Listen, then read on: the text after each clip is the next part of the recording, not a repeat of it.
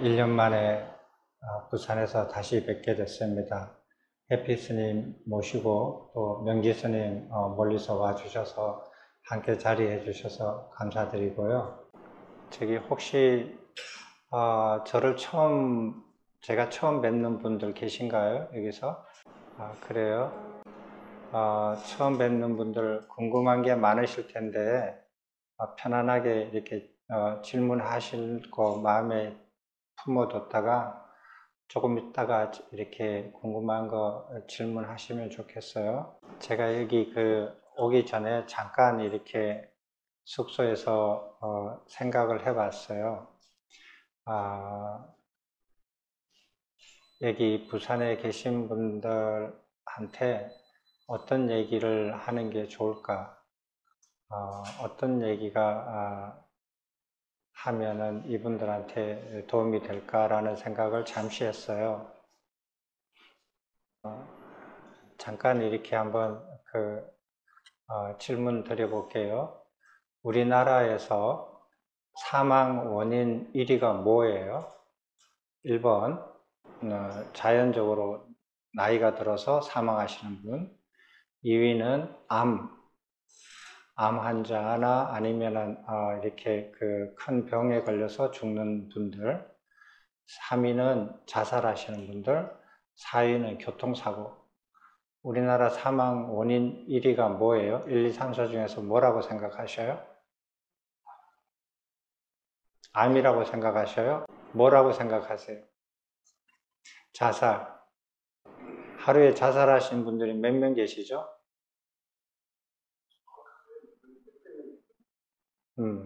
하루에 우리나라 인구 중에서 하루에 몇 명 죽어요? 모르시죠? 예? 자살 말입니까? 아니죠. 말씀을 잘 들으세요. 자기 생각 내려놓고. 하루에 우리나라에 사람들이 죽어요. 몇 명이 죽을까요? 모르시죠?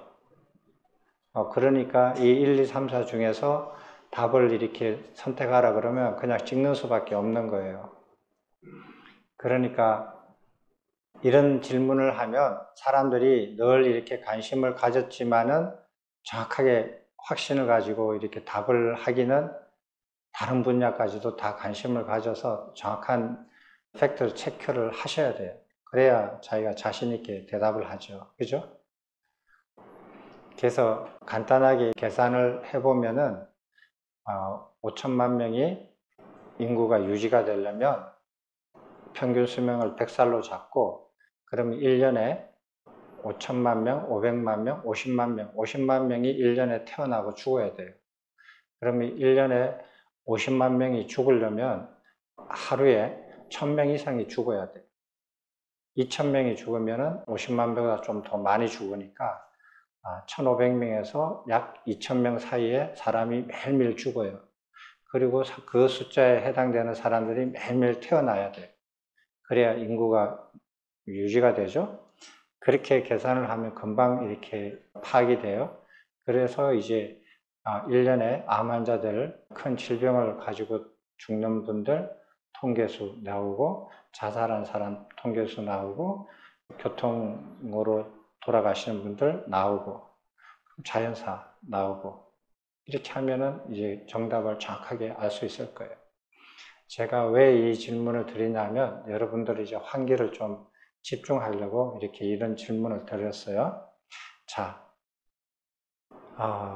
부처님께서 이런 말씀을 하신 거를 제가 경전해 보고 배운 게 기억이 납니다.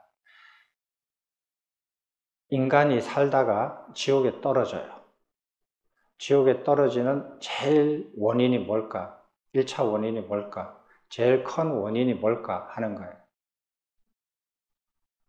이런 사람도 지옥에 떨어지고 저런 사람도 지옥에 떨어져요. 근데 그 지옥에 떨어지는 인간들을 다 분석을 해봤더니 1순위가 있는 거예요. 그 1순위가 뭘까요? 그런 거 생각 안 해보셨죠? 생각 안 해보시고 이거는 알 방법이 없어요. 부처님 가르침을 통하지 않으면. 1순위가 뭘까요? 관심 없으시죠? 아니면은 전혀 이렇게 감이 안 잡히시죠? 저기 살생을 많이 한 사람.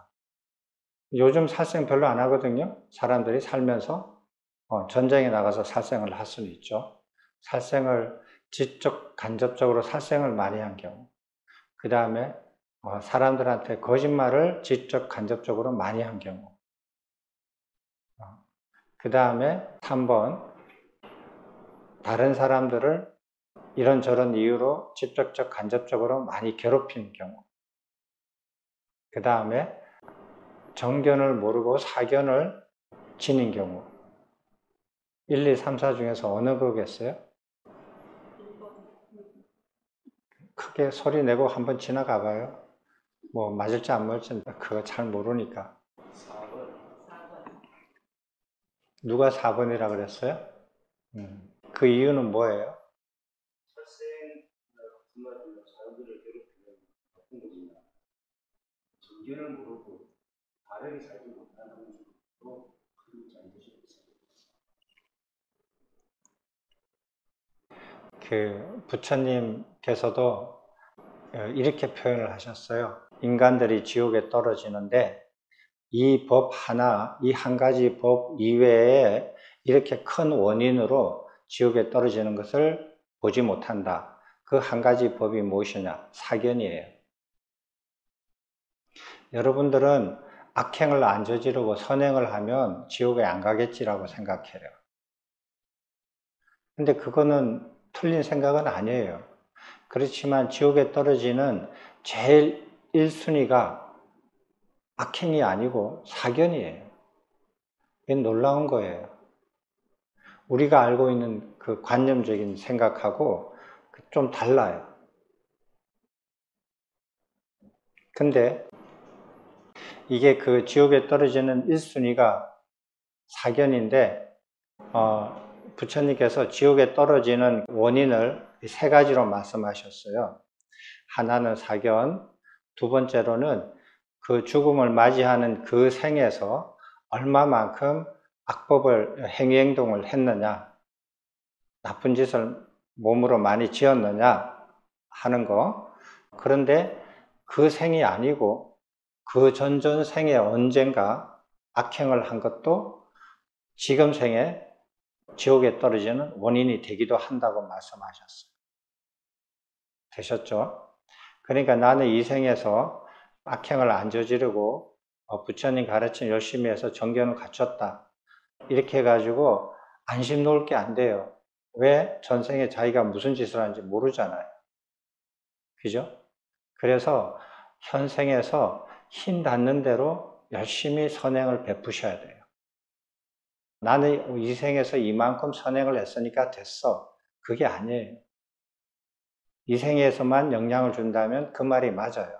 근데 전생에 자기가 무슨 짓을 자기도 모르잖아요. 그러니까 많이 하셔야 돼요.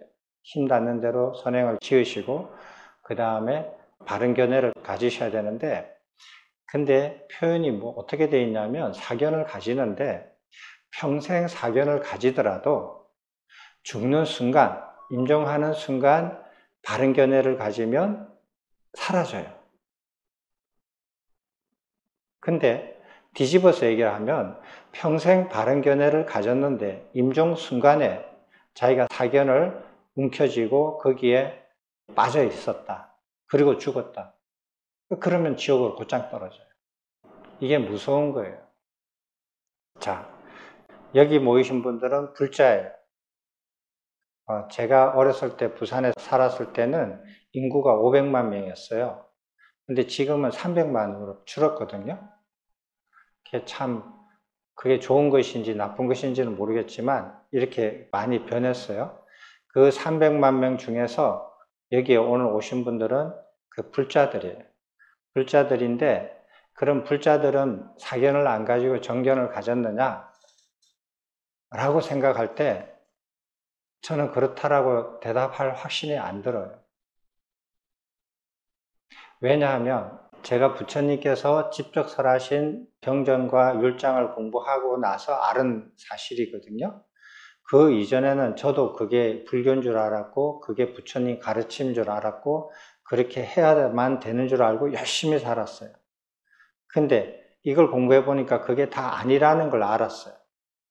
그러면은 이걸 공부하기 전에 알았던 것을 불교라고 믿고 생활했던 사람은 다 사견이에요.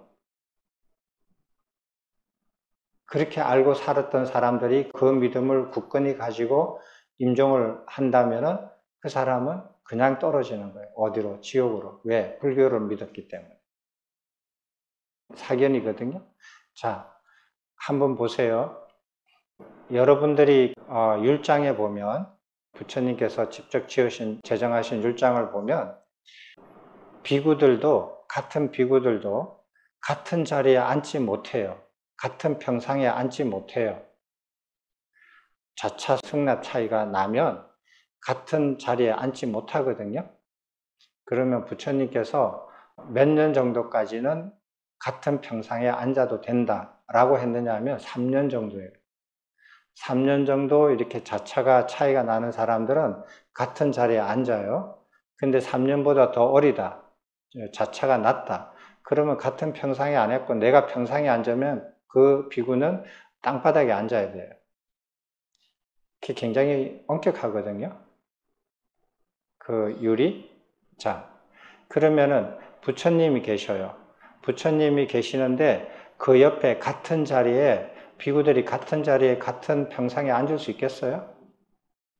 있어요, 없어요? 없죠. 그러면 부처님이 앉아 계시는 그 자리에 평상에 제가자가 옆에 앉을 수 있어요? 있어요, 없어요? 분명히 없겠죠. 그죠? 근데 지금 여기 보면은 양쪽에 다 제가자 두 사람이 부처님이 앉아 계시는 평상에 같이 앉아 계시거든요. 이 율이 안 맞는 거예요. 부처님 가르침이 안 맞는 거예요.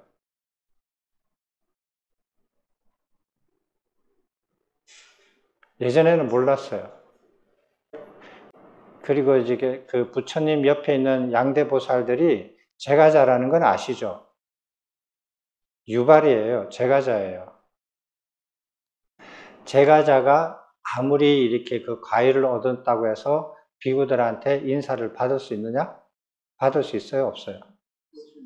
없죠. 율에 그렇게 돼 있어요. 그럼 부처님이 제정하신 율이에요.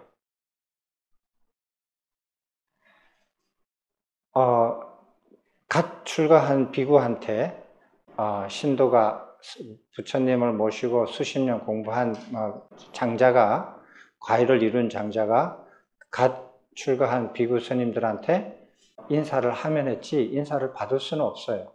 같은 자리에도 앉지 못해요. 과의로서 그 아래 위가 정해지는 거 아니에요. 그렇게 돼 있는 게 부처님 율장이고 부처님의 가르침이에요. 그래서 어떤 제가자들은 스님들이 뭐 이렇게 과의를 이루지 못한 스님 같다. 그러니까 뭐 그냥 나는 과의를 이룬 것 같은데 그러면은 그 오히려 장자들이 제가자가 스님들을 제자로 삼고 그렇게 출가시키는 경우도 있고 이러거든요. 현실도 그런 스님들 계시잖아요. 그 제가자를 스승으로 삼고 출가하신 스님들이 계시죠. 그 웃기는 상황이죠. 부처님 가르침으로 보면. 자, 그래서 부처님의 가르침, 불교라고 알아왔던 것들이 실제로 부처님께서 설하신 내용을 보면 지금 우리가 알고 있는 불교라는 것은 부처님 가르침하고 완전히 딴판이에요. 그래서 부처님 가르침을 제대로 알지 못하고 지금껏 퍼져 있는 이 불교가 부처님 가르침이라고 생각하고 그걸 믿고 그 믿음을 가지고 임종을 맞이해서 죽으면 곧장 떨어져요. 지옥으로. 사견을 확고하게 믿고 있기 때문에. 그게 아주 무서운 얘기예요. 여러분이 아무리 나는 마음으로 이렇게 순수하게 지극하게 그 믿으면 됐지 그거하고는 상관없는 일이에요. 그 부처님 가르침을 부처님께서 직접 설하신 가르침이 그게 어떻게 되어 있는지 그 내용이 어떻게 바뀌었는지 이렇게 바뀌고 저렇게 바뀌고 그걸 뭐 다 밝히려고 그러면 힘들어요. 힘들 수도 있지만은 그거 다 잊어버리고 부처님께서 어떻게 설하셨다라는 그 내용이 어떤 건지만 바르게 알아도 그것만 받아들이고 그것을 정견으로 취하면 그러면 끝나는 거예요. 죽는 순간까지. 그 이전에 어떤 사견을 가졌든지 간에 상관없거든요. 그래서 여러분들이 그 부처님께서 설하신 내용을 반드시 공부를 하셔야 돼요. 이거는 아주 심각한 문제예요.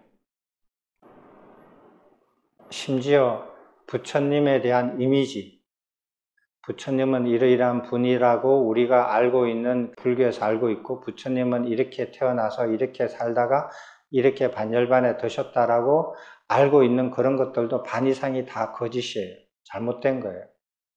그 중에 한 가지만 거짓이 돼도 그분에 대한 이미지가 달라졌을 텐데 거의 제가 보는 반 이상이 다 거짓이거든요.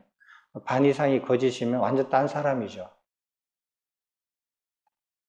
그 인생마저도 그렇게 역사적인 사실 확인을 할 수 있는 그 인생의 자치마저도 족적마저도 반 이상이 틀리거든요. 잘못되어 있어요. 그래서 여러분들은 여러분 스스로 검증해가지고 이게 옳다 그러다라고 검증해서 받아들일 거 받아들이고 받아들이지 않을 건 받아들이지 않는 그런 역할을 하지 못하신다면 그런 걸 하셔야 돼요. 근데 그걸 못한다면 그 책임은 본인한테 지는 거예요. 다른 사람이 지는 거 아니에요. 제가 출가해서 그게 불교인 줄 알고 열심히 살았는데 그거에 만족하고 빠져가지고 그렇게 쭉 살았으면 그래가지고 지옥에 떨어졌으면 그건 제 책임이죠. 그건 제 책임이죠. 그렇지만 저는 거기에 만족이 안 되고 그래서 끝까지 한번 찾아보자 해서 끝까지 찾아간 게 이제 부처님 가르침을 이제 알게 된 계기가 된 거예요. 그렇게 해서 공부해 봤더니 이거는 차이가 나도 너무 차이가 나요. 예전에 어떤 그 동국대학에서 만난 비구니 스님이 그 경기도 어디에서 이렇게 그 주지를 맡으면서 저를 초청을 했어요. 설법을 해달라고. 그때 제가 뭐가 궁금했느냐면 왜 양대보살이 있을까? 저 양대보살은 그 짝이 이렇게 있거든요. 무슨 보살, 무슨 보살, 무슨 보살 이렇게 짝이 있어요. 짝이 있는데 다 유발이더라고요. 지장보살님은 이렇게 머리를 삭발해가지고 유발인지 아닌지 잘 몰라요. 근데 다른 분들은 다 유발이에요. 그 관을 쓰고 이렇게 유발이면은 비구가 아니란 말이에요. 그래서 어느 날 궁금해했어요. 그때는 이 삼법이라는 개념을 제가 그냥 사람들이 말하는 걸 그냥 그대로 이렇게 받아들였거든요. 근데 지금은 그렇게 안 받아들여요. 그게 잘못됐다는 걸 알으니까. 근데 거기에서 이렇게 신도들한테 가서 물어봤어요. 그 양대보살, 관세음보살이나 지장보살이 방음돼가지고 저기 앉아 계시는데 저분이 삼보 중에 어디에 속합니까? 라고 질문을 던졌어요. 불보입니까? 법보입니까? 승보입니까? 그분들이 이런 질문을 처음 들은 거예요. 그런 고민을 처음 해본 거니까 들어보니까 어딘가 분명히 들어가야 되는데 어디로 넣어야 될지가 막막한 거예요. 질문 받고 난 다음에.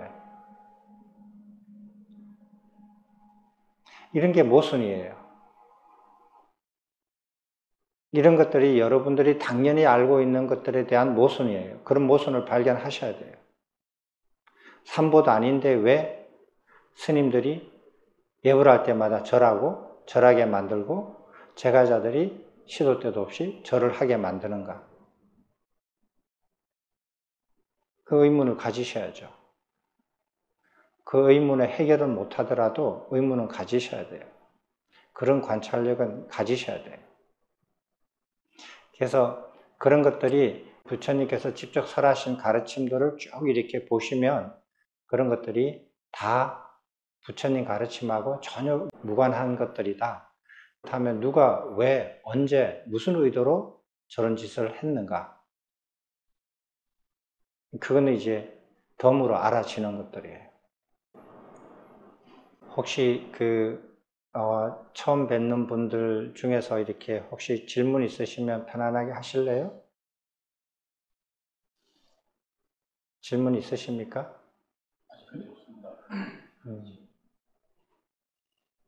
어떤 질문이든지 괜찮습니다. 그거는 처음 오신 분들이 가지는 특권이에요. 다음에 뵈면은 그런 특권 없어져요. 그래서 다음에는 안 오실 수가 있겠죠. 질문 있으세요? 교수님, 제가 질문이 하나 있습니다. 이렇게 1년에 한 번씩 어쩌다가 이렇게 뵙게 되는데, 물론 이 중에 이렇게 1년 중에 몇 번 더 뵌 분도 있고, 1년에 처음 뵌 분도 있고, 그리고 평생 처음 뵌 분도 여기 와 계신단 말이에요. 질문 없이 사람들이 오는 이유가 있습니까? 저는 그런 게 이해가 안 돼요. 저도 스님과 같은 생각을 했습니다. 저는 질문을 시간 나주 보고 굉장히 시간이 많을 것 같으면 질문 1단계로 마치고 시간이 많으면 질문할 게 굉장히 많습니다. 스님. 예.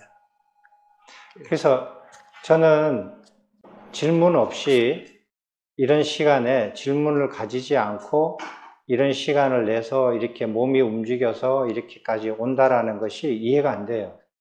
제가 잘못된 겁니까?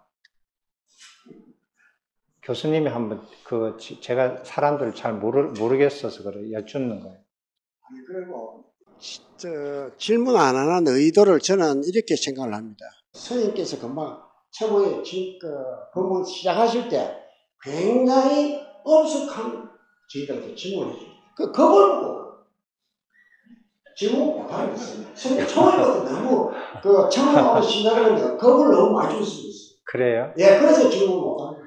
저는 제 생각입니다. 예, 저는 여러분들 겁줄 의도가 하나도 없어요. 아니 근데 제가 겁을 먹었습니다. 그래요? 중요한 말씀을 해주십시오. 저는 여러분들이 여기 법당에 들어와서 서로 얘기하기 전에 마음을 좀 될 수 있으면 차분하게 해서 이렇게 귀담아 듣기를 원해요. 근데 마음들이 다 산만하시니까 그래서 처음에 이렇게 마음을 좀 차분하게 해서 마음에 귀 기울이게끔 이렇게 그렇게 도와드릴 필요가 있어서 그렇게 말씀드린 거거든요. 여러분들을 이렇게 겁주고 뭐 위협하고 그래서 뭐 하게요, 제가. 그렇게 할 필요도 없고요. 또 질문해 보세요. 네네. 제가 맥주 행사에 대선 전에 참석을 했습니다. 참석하면서 굉장히 의심이 들었습니다. 그래서 그 의심을 풀기 위해서 스님께 전화를 드렸습니다. 올려가지고 우리가 전생을 기억하는 사람들이 굉장히 연구된 바가 많습니다. 그러나 그 전생에 연구된 바를 이야기를 같으면은 뭐 100년 걸린 사람도 있고 전 세계에서 이 생을 가는데 100년 걸린 사람도 있고 그 다음에 7년 걸린 사람도 있고 20년 걸린 사람도 있었습니다. 그래서 그동안 또 정체를 가는지를 모르는 사람이 있었는데 백종 때 제가 보니까 제가 아버지 엄마가 돌아가신 아버지 엄마가 제가 어디 가다 계신지도 모르는데 과연 백종 때 백종 기도를 올려가지고 이게 합당하지 않았는지 그 다음에 그런 내용을 가지고 그러면 스님 제가 스님하고 최고의 인연이 돼가지고 스님께 무슨 부탁을 드리는가 하니까 스님 제주거든 천도전 지어주십시오. 스님께 부탁 말씀을 올렸습니다. 그래서 스님께서 저보고 그 자리에서 하시는 말씀이 교수님 아직 그것도 모르겠어요. 저한테 대답을 하셨습니다. 그 말씀은 무슨 천도자가 필요 없다는 말씀의 내용이었습니다. 그래서 그 말씀을 듣고 그래서 그 의심을 들어가지고 그러면은 돌아가시고 나서 분명히 이 오온이 남아있을 건데 이 존재를 위해서 어떻게 해야 다음 생에 좋은 생을 받을 수 있는지. 그래서 스님 여기에 선도제를 지내도 그 존재가 여기 와가지고 부처님 말씀 듣고 더 존재 갈 수 있지 않겠습니까? 하는 내용조로 스님께서 지옥에 가실 분은 금방 가실 수 있고, 천상에 나실 분은 사람 몸, 인간 세계에 남아있을 수 있겠습니까? 바로 천상에 갈 겁니다. 그래서 여기 남아있는 사람들을 위해서 부처님, 진짜 부처님 말씀, 니까야 독송집을 계속 우리가 아침 저녁 독송을 하면 그분들의 지금 영가라고 표시를 하면 그 영가들이 듣고 어떠한 굉장히 도움을 받지 않겠느냐 하는 그런 대답을 한테 주셨습니다. 저기 질문 플러스 대답까지 다 하셨는데요. 저기 교수님의 질문이 뭐냐 하면은 백중 때 절에서 영가 천도제를 지내는 게 과연 도움이 되겠느냐 하는 소리예요. 근데 이런 질문은 부처님께서 브라만들한테 받으셨어요. 질문을. 똑같은 질문을. 브라만들은 제사를 지내는 계급이거든요. 그 사람들은 이제 종교인이라고 하지만 제사를 전문적으로 이렇게 하는 사람들이에요. 그래서 그 중에 어떤 브라만이 자기는 배운 대로 이렇게 제사를 지내고 있지만 과연 이 제사를 지내면 자기 조상들이나 친지들이 와서 이 음식을 향유합니까? 우리가 음식을 제공했는데 과연 그 조상들이 와서 음식을 먹습니까? 이거 하나. 두 번째로 제사를 이렇게 지내서 지내는 것은 돌아가신 분들이 과연 도움을 받느냐, 제사를 통해서 도움을 받느냐 하는 것 질문이고, 두 번째로는 제사를 현생에서 모시는 사람들 있잖아요. 자기 모시는 사람들은 과연 이익이 있느냐 하는 거예요. 부처님께서 어떻게 말씀을 하셨느냐 하면 그 경전에 이렇게 되어 있습니다. 그리고 그 경전에 대한 내용은 3권에 다음 권에 나옵니다. 다음 권에 책 안에 이렇게 설명이 되어 있어요.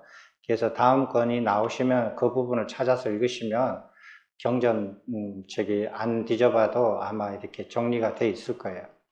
그 관련되어 있는 다른 질문들도 다 같이 이렇게 포함이 되어 있으니까 공부하실 수 있거든요. 자, 부처님께서 어떻게 거기에 대한 대답을 하셨느냐면 조금 복잡하지만 아주 명료하거든요. 잘 들으세요. 어떤 사람이 어떤 이유로든지 간에 죽어서 죽자마자 지옥에 떨어질 수 있는 업을 지어가지고 죽자마자 지옥에 떨어졌다. 그죠? 그렇게 가정해봐요. 그러면은 내 조상 중에서 지금 당장 죽은 사람이 지옥에 떨어졌다. 그러면 그 사람이 내가 아무리 그 음식을 차리고 불러도 올 수 있겠느냐 하는 소리예요. 임종을 하잖아요. 임종을 하면은 사람이 죽으면 지옥에 떨어질 업을 가진 사람은 지옥에 떨어지면은 언제 떨어지나요?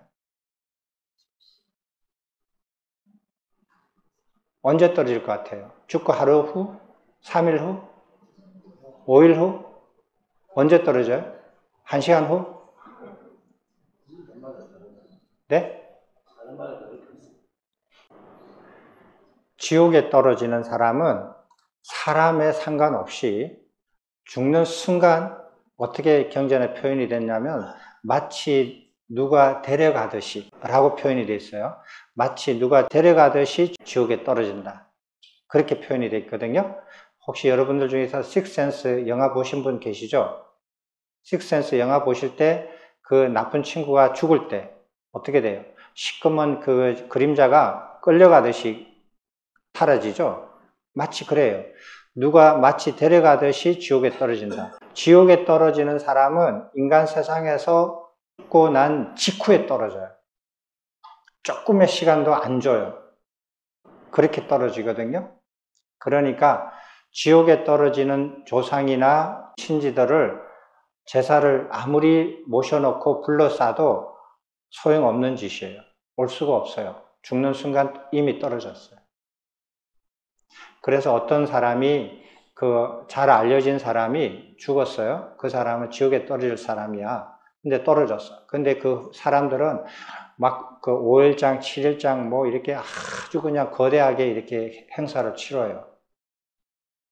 그리고 부르고 뭐 이렇게 음식 차려놓고 하거든요. 이미 지옥에 떨어져 있는데. 그래서 지옥에 떨어져 있는 영가들은 그 제사 지내는 건 소용이 없다. 두 번째, 어떤 사람이 방금 죽었어요. 죽었는데 이 사람은 선천에 태어나요. 그러니까 인간보다 더 향상되어 있는 세상의 중생으로 태어날 사람이에요. 인간에서 선업을 많이 지어가지고. 그러면 그 사람은 죽고 나서 언제 가요? 하루 후? 3일 후? 5일 후? 아니면 1시간 후? 그 사람도 죽자마자 막바로 떠나요. 여기서 1시간도 안 머물러 그래요. 못하러 여기 머물러요. 그렇잖아요. 자기한테 손해되는 짓을 왜 하느냐고.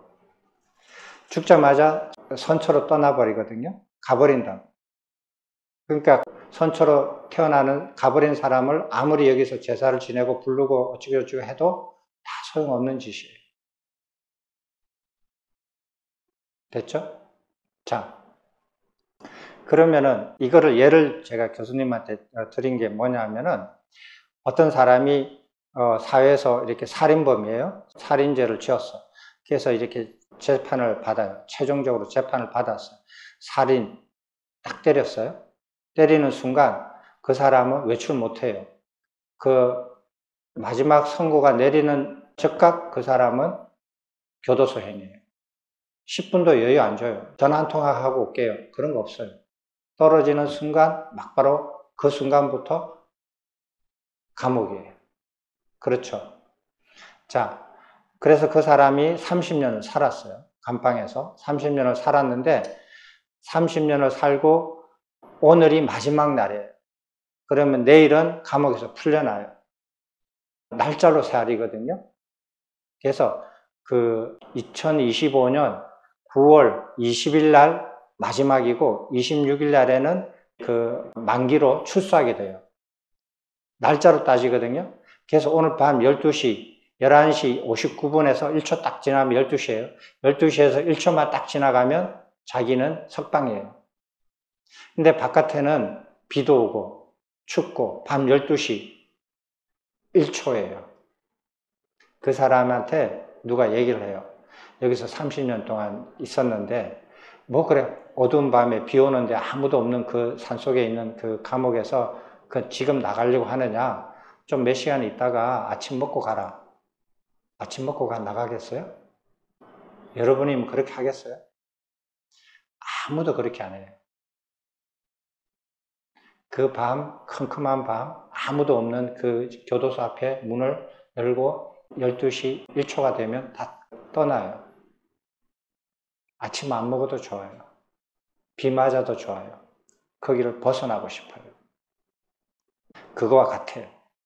지옥에 떨어진 사람은 죽는 순간 떨어지고 거기서 벗어나려고 하는 사람은 죽는 순간 벗어나요. 그러면은 어떤 사람이 그 인간으로 태어나는 사람, 인간으로 태어나는 사람은 인간으로 태어났는데 이 사람은 사람마다 달라요. 교수님이 지적하셨듯이 20년이 걸려서 다시 인간으로 태어난 사람, 3일 후에 인간이 되는 사람, 하루 후에 인간이 되는 사람, 100년 후에 인간이 되는 사람도 있어요. 죽고 난 다음에 떠돌아요. 그죠? 그건 사람마다 달라요. 그렇게 해서 그 사람이 가진 업에 따라서 그렇게 되는 거예요. 그렇게 해서 태어나요. 그러면은 인간으로 이미 태어났다. 인간으로 이미 태어났다고 쳐요. 어떤 사람은 다시 죽어서 3시간 후에 인간으로 태어났어요. 뭐 그렇다 쳐봐요. 그러면은 3시간 후에 그 사람을 위해서 제사를 지낸다. 무슨 소용이 있어요? 아무 소용 없어요. 여러분이 지금 여기 있잖아요. 전생에 자기가 하고 인연 지은 사람들이 어디 가서 어느 절에서 자기를 이름 적고 불러가지고 막 큰 제사를 지낸다고 부르면 가요? 갔다 온 사람이 있어요, 어디? 아무도 없어요. 인간으로 이미 태어나면 안 가요. 그 제사 아무 소용없어요. 그죠? 인간으로 이미 태어났는데 엄마 젖 빨고 있지 못하러 거기 가요. 그 줘도 못 먹어요. 가지도 못하고. 그래서 인간으로 이미 태어난 사람은 제사 지내봤자 소용없다. 그게 부처님 가르침이 그렇게 되어 있어요. 그게 사실이에요. 그러면은 어떤 경우에 인간이 제사를 지내가지고 조상들이 그것을 이렇게 그 도움을 받느냐 하는 건데, 그건 부처님께서 악취예요. 악취에 태어난 인간으로 살다가 죽어서 악취로 태어나는 그 중생들만 인간이 제사를 지낼 때 와서 그 도움을 받는다. 음식을 향유한다. 악취가 뭐냐 하면 지옥에 떨어지기는 조금 업이 가볍고, 그 다음에 축생으로 태어나기는 좀 무겁고, 흔히 말하는 그 귀신이에요. 그러니까 험악한 귀신들이에요. 그런 악취로 태어난 사람들은 악취로 태어난 사람들끼리 서로 음식을 향유하고 살아요. 그런데 가끔 인간 세상으로 와서 제사를 지낼 때 그 음식을 향유를 해요. 그래서 도움을 받아요. 그러면은 그 악취로 태어난 조상이 와서 음식을 먹을 때는 어떻게 먹느냐? 냄새로만 먹어요. 됐죠? 그렇게 해서 이렇게 도움을 받는 경우는 아주 이렇게 제한적으로 모든 인간이 죽어서 제사 음식으로 도움을 받는 거 아니에요. 도움을 받는 게 아니라는 걸 이제 아셔야 되고. 그럼 두 번째로 이렇게 그 브라만이 부처님께 질문 드린 거는 뭐냐 하면은, 그렇다면은 제사를 지내는 사람은 무슨 이익이 있느냐라는 거거든요. 그러면은 조상이 예를 들어서 지옥에 떨어졌다, 선처에 태어났다, 인간으로 나중에 태어났다. 그러면 제사 지내는 거 아무 소용이 없는데, 만약에 우리 조상 중에서 악취로 한 명도 안 태어났다면 어떻게 되느냐? 누가 와서 먹느냐? 이렇게 질문하니까 부처님은 그건 이치에 맞지 않다. 이 많은 윤회의 과정에서 악취로 한 명도 태어나지 않는 그런 친지가 없다는 것은 이치에 맞지 않다. 어떤 악취로 태어나는 친지든 조상이든 먼 사람이든 그 사람들이 와서 먹는다. 이렇게 이제 말씀을 하신 거거든요. 그러면은 제사를 지내는 사람은 무슨 그 이익이 있느냐? 저도 이렇게 예전에는 몰랐을 때 백중천도제 지내고 합동철회 지내고 뭐 하면서 저도 그렇게 생각하고 지낸 적이 많아요. 그래서 나의 그 조상들은 설사 여기 없다고 하더라도 내가 이런 제사를 모셔주는 것으로 많은 그 이익을 얻고 공덕을 얻는다라고 생각을 했어요. 스님들도 그런 말씀도 하시고 또 그런 마음을 가지고 좋은 마음을 가지고 제사를 모시는 경우가 있을 거예요. 근데 제사를 모시는 사람의 이익은 뭐냐 하는 거예요. 그 제사를 모시는 경우, 이런 여러 가지 경우에도 제사를 모시는 사람은 무슨 이익이 있느냐 하면 그 제사 음식을 그 출가자들, 비구 스님들이나 사문들이나 이런 사람들한테 음식을 그 공양하는 걸로, 보시하는 걸로, 그리고 배고픈 사람들, 가난한 사람들이 와서 음식을 나눠 먹을 때 나눠주는 것, 그걸로서 공덕이 생긴다. 다른 공덕은 없다. 근데 지금은 어떻게 하느냐? 지금은 제사를 지내면 저기 출가자들한테 음식을 나눠주나요? 안 나눠줘요. 그 제사 지내는 사람이 홀라당 다 먹어요. 그리고 마을에 배고픈 사람이나 굶주린 사람들이 와서 음식 달라고 하면 나눠주느냐? 요즘은 그런 사람들도 없어요. 배고파서 뭐 절에 올라가가지고 제사 지낸다고 올라가가지고 뒤에 구경하고 있다가 뭐 하나 얻어먹으려고 올라오는 사람이 없어요. 그러니까 그것도 부처님의 답변에 따르면 제사를 지내가지고 제사 음식을 제주들 좀 이렇게 보따리 싸주고 냉장고에 다 넣어놓거든요. 그러면 그거에 대한 이익이 하나도 없는 거예요, 공덕이. 그러면 왜 하느냐? 생계수단이죠. 누구의 생계수단? 네, 외도들의 생계수단이에요. 실제로 이렇게 사찰을 운영해 보면 사찰에 들어가는 돈이 상당히 많이 들어가요. 여러분들이 아마 놀라실 거예요. 그래서 이런 법당을 유지하는 게 굉장히 큰일이에요. 큰일을 하시는 거예요. 근데 저도 사찰을 운영해 봤지만 돈이 상당히 많이 들어가거든요. 돈이 100이 들어간다. 그러면은 그 100을 어떻게 메꾸느냐, 어떻게 그걸 그 수입을 창출을 하느냐. 대충 사찰마다 조금씩 다르지만 제가 이렇게 판단해 보면 50%가 다 제사 돈이에요. 제사를 지내서 생기는 수입이 그거의 절반 이상을 차지해요. 그러니까 제사를 지내지 말라, 안 지낸다 이러면은 사찰 운영이 50% 마이너스가 되는 거예요. 그래서 원하든 원치 않든 하는 거예요. 부처님께서 이런 질문까지 대답할 줄은 저는 몰랐어요. 이런 질문까지 상세하게 질문을 하거든요. 근데 질문하는 거 보면 그 당시 사람들은 대답하시는 부처님도 그렇지만 그 당시에 질문하는 사람들도 그 아주 분명하게 질문을 해요. 모호하게 안 해요. 제가 여러분한테 한번 질문을 해보면 아마 여러분들도 거의 다 이렇게 질문에 어떻게 대답하는지 한번 볼까요? 업이라는 걸 그거 이렇게 있다라고 생각하시는 분 손 들어보세요. 없다라고 생각하시는 분 손 들어봐요. 있다라고 생각하시는 분 손 들어봐요. 자, 그러면 악업을 지으면은 악과가 생긴다라고 생각하시는 분 손 들어봐요. 자, 그러면 악업을 지으면 악과가 생기는데 어떤 악업이 있어요. 악업이 있는데 A라는 사람이 똑같은 악업을 짓고 B라는 사람이 똑같은 악업을 지었어요. 사람은 달라요. 그러면 악과가 A하고 B하고 같다? 다르다? 무슨 말인지 알아요? 이해됐어요? 질문 내용을 이해했어요?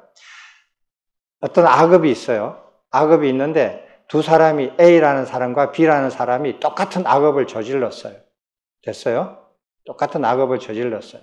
근데 과보는 그 악업에 대한 과보는 악과는 A하고 B하고 똑같이 받을까? 다르게 받을까? 같이 받는다 손 들어봐요. 다르게 받는다 손 들어봐요. 왜 다르게 받아요?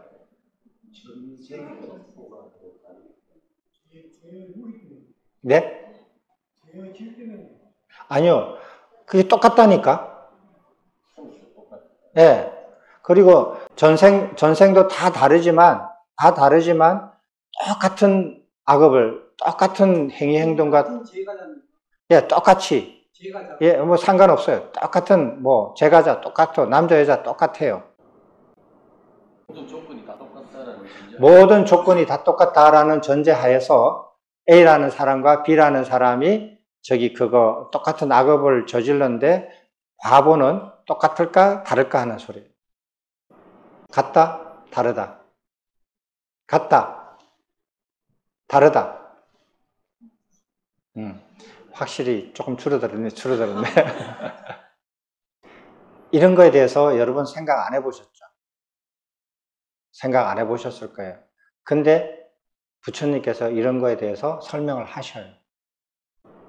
자, 어떻게 설명을 하시느냐 하면 똑같은 악업에 대해서 다양한 사람들이 똑같은 악업을 지었는데 그 다양한 사람들한테 똑같은 악과가 생긴다면, 그죠? 악과가 생긴다면 청정범행은 필요가 없다. 출가해서 청정범행을 닦을 필요가 없다. 이렇게 말씀하셔요. 말씀이 맞죠? 그래서 똑같은 악업을 짓더라도 그 악업을 지어서 받는 사람들이, 다양한 사람이 똑같은 악업을 짓더라도 그 악업에 대한 과보는 다 다르다. 다 다르다라는 거예요.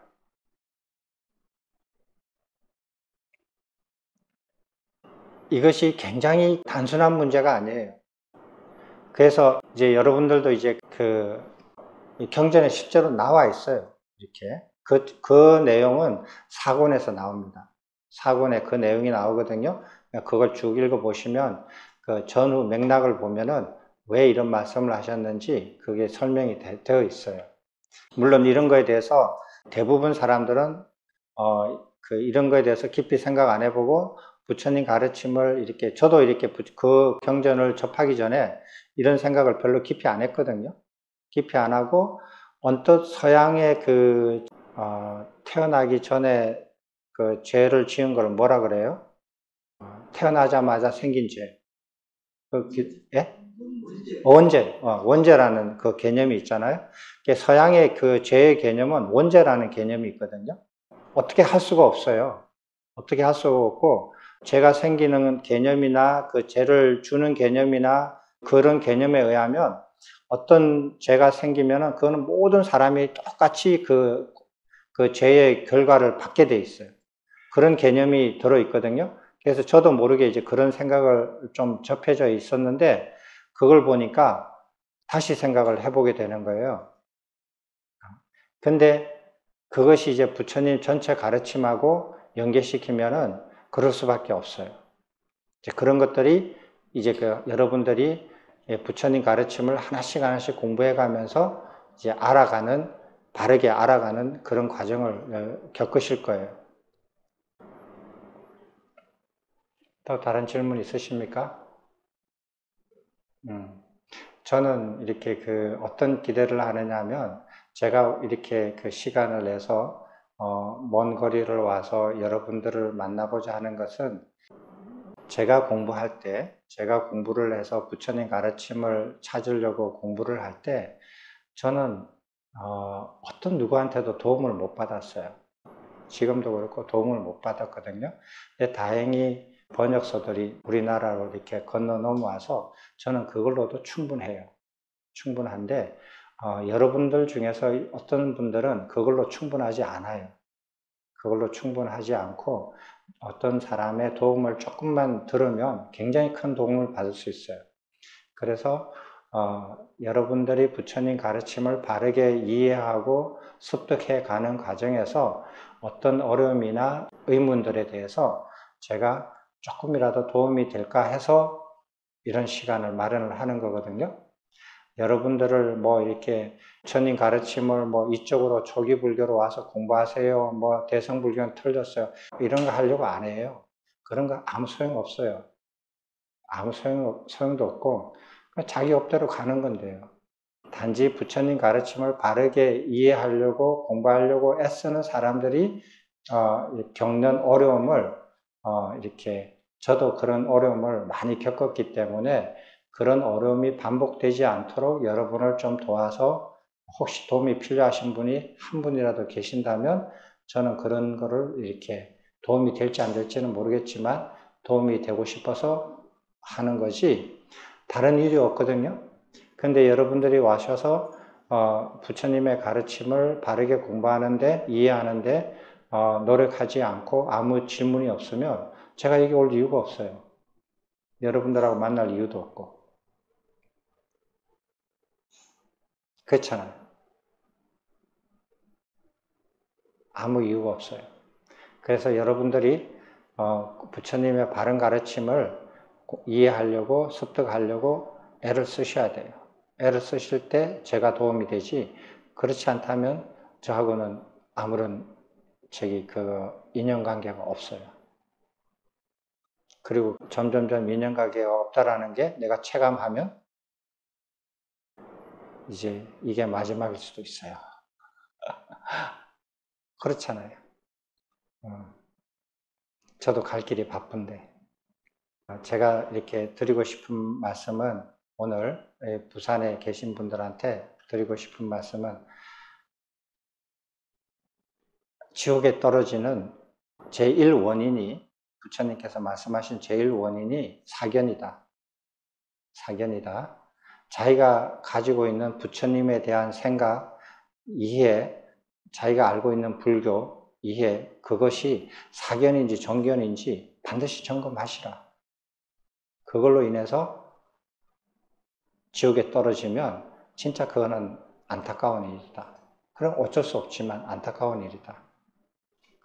점검하시라 라는 말씀을 드렸는데도 안 하시고 떨어진다면 그거는 어쩔 수 없는 일이죠. 안타깝지만 어쩔 수 없죠. 세상이 안타깝지만은, 안 일어났으면 좋겠지만은 일어나는 일들이 태반이니까 어쩔 수 없는 거예요.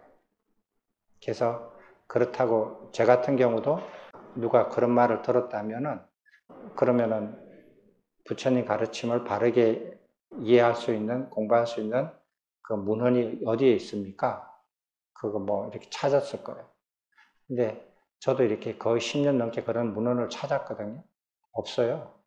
남방에 있는 문헌을 찾고 다 찾아도 없어요. 제가 그런 논문이나 뭐 문헌 같은 걸 안 뒤져봤겠어요? 10년 넘는 세월 동안에 중국 서적, 그 다음에 저기 영어로 된 서적, 이렇게 또 외국에서 왔다 갔다 하는 스님들, 그런 걸 통해서 대부분 봤어요. 봤는데 남방도 그래요. 남방도 부처님 가르침을 100% 바르게 이해해서 지금 살고 있다라고 느껴지지가 않아요. 그분들도. 북방은 북방대로 잘못이 있고 남방은 남방대로 잘못이 있거든요. 근데 남방이 뭐를 잘못하고 있는지 본인들도 몰라요. 네. 근데 단지 이제 시간 차이에 의해서 남방은 좀 이렇게 아직까지 우리나라 50년대, 60년대 혹은 70년대 이렇게 경제적으로 자본주의에서 타락이 덜 됐다라는 것 뿐이지 그게 옳다라는 건 아니에요. 우리나라 불교가 조선시대 불교 혹은 1930년대, 50년대, 60년대 불교가 옳다라는 거 아니거든요. 지금도 옳다라는 거 아니지만 그 당시는 타락하려고 해도 타락할 게 없었어요. 하루 세끼 먹기도 힘들었으니까. 그런 삶을 산다고 해서 그게 옳은 건 아니거든요. 그때의 불교가. 마찬가지예요. 그래서 남방도 보면 그 확실하게 알 수 있는 것들이 있어요. 경전의 내용을 가지고 그분들이 부처님 가르친 대로 행하지 않는다 라고 확언하는 것은 어려운 일이에요. 힘든 일이에요. 불가능하지는 않아요. 그거는 이제 깊이 있게 토론을 맨날 며칠 밤을 지새면서 서로 솔직하게 드러내놓고 토론을 하면 할 수 있어요. 근데 사람들은 다 감추거든요. 그렇게 안 토론해요. 그렇게 자기가 드러내지도 않고 드러낸 것을 논박당하다고 해서 그걸 수용하지도 않아요. 그럼 논할 필요가 없는 거죠. 그럼 뭐 자기 고집만 세우는 거니까. 그런데 율장은 금방 알아져요. 율장을 지키지 않고 율장을 모르고 있다는 건 금방 알아지거든요. 그거는 한쪽 측면만 딱 보면 알아요. 근데 남방에서도 율장대로 생활 안 해요. 그렇다고 해서 북방에 있는 승려들이 율장을 더 지키느냐, 더 승려답게 생활하느냐, 그런 문제하고는 아니죠. 그런 문제는 또 다른 문제니까. 그래서 남방도 부처님의 율장대로 생활하지 않는다라는 것은 분명해요. 제가 그거를 처음에는 몰랐죠. 근데 율장을 다 이렇게 출판하고 나서 그건 확신이 들어요. 그래서 남방에서도 율장을 안 지킨다, 공부하지 않는다 라는 게 이제 저는 가보지는 않았어요. 남방에 가보지는 않았지만 이렇게 왕래하시는 분들을 통해서 그걸 충분히 이렇게 나름대로 근거를 가지고 얘기할 수 있어요. 그래서 여러분들한테 이렇게 어떤 것도 의지하셔서는 안 돼요. 의지하셔서는 안 되고 부처님의 그 가르침을 바르게 이해하는 데는 부처님의 가르침 이외에는 어떤 것도 의지하셔서는 안 돼요. 스승을 의지해서도 안 되고 전통을 의지해서도 안 되고 그 소문, 풍문 이런 거를 의지해서도 안 되고 논리적으로 의지해서도 안 되고 성향으로 의지해서도 안 돼요. 그러니까 부처님 가르침에 그게 나와 있잖아요. 갈리마 마을 사람들한테 설명해 놓은 것이 어떤 것으로도 의지하지 않고 부처님께서 직접 설하셔서 그것을 남긴 기록, 빨리 율장과 사부 니까야 그것만 의지해서 찾아내셔야 돼요. 그 외에 어떤 것도 의지하시면 안 돼요. 저 말도 의지해서는 안 되고 어떤 스님 말도 의지해서는 안 돼요. 그 스님 말이 타당하다라고 생각이 들면 타당하다라고 받아들이거나 부정하지 말고 자기가 직접 사부 니까야를 파고 들어가지고 그 스님 말이 타당하구나 받아들이거나 아니다라고 부정하거나 이 둘 중에 자기가 검증을 반드시 해야 돼요. 부처님 가르침이 그렇게 돼 있어요. 부처님께서 그렇게 하라고 했어요. 누가 와서 이게 부처님 가르침이다. 나는 아랑과를 이뤘다. 이게 부처님의 가르침이다. 라고 이거 부처님 가르침이다. 라고 이렇게 전할 때 그분의 말을 수용도 하지 말고 거부도 하지 말라. 그죠? 그렇게 가르치셨어요, 부처님께서. 그래서 어떻게 하느냐? 그 말을 듣고 긍정도 부정도 하지 말고 자기가 직접 검증을 해라. 검증을 해서 그게 맞으면 가서 옳다라고 말씀드리고 틀리다 그러면 이렇게 해서 틀리다라고 말씀을 해라. 그게 부처님 가르침이에요. 특히 요즘 같은 세상에는 누구의 말도 아무리 그 스님이 위대하고 제자가 많고 널리 알려져도 부처님이 아닌 이상 부처님의 경전을 본인이 직접 반드시 점검하셔야 돼요. 그래서 저는 이 책을 이렇게 쓸 때 어떤 경전에서 인용됐다라는 그 경전을 다 밝혔어요. 페이지마다. 그 스토리마다 다 밝혔거든요. 그래서 이거를 받아들이지 못하겠다라고 생각하면 그 경전 인용된 것을 되돌아가서 검증하시면 돼요. 검증하셔가지고 경전에는 이렇게 됐는데 스님은 왜 저렇게 썼습니까? 라고 얘기를 하셔야 돼요. 그리고 경전에 이렇게 됐는데 스님도 이렇게 썼습니다. 근데 이게 더 이렇게 이해하기가 좋게 되어 있습니다. 라면 그렇게 말씀하셔야 돼요. 되셨죠? 시간 이렇게 내셔서 이렇게 같이 자리해 주셔서 고맙습니다. 특히 해피 스님 모시고 명지 스님 와주셔서 와주셔서 고맙고 오늘 처음 뵙는 분들 더 이렇게 개인적으로 시간이 이렇게 있으면은 궁금한 거 더 이렇게 편하게 말씀하실 수 있을 텐데 어쨌든지 오늘 계기로 해서 부처님의 그 가르침을 바르게 이해하는 계기가 됐으면 좋겠습니다. 그럼 오늘 마치겠습니다.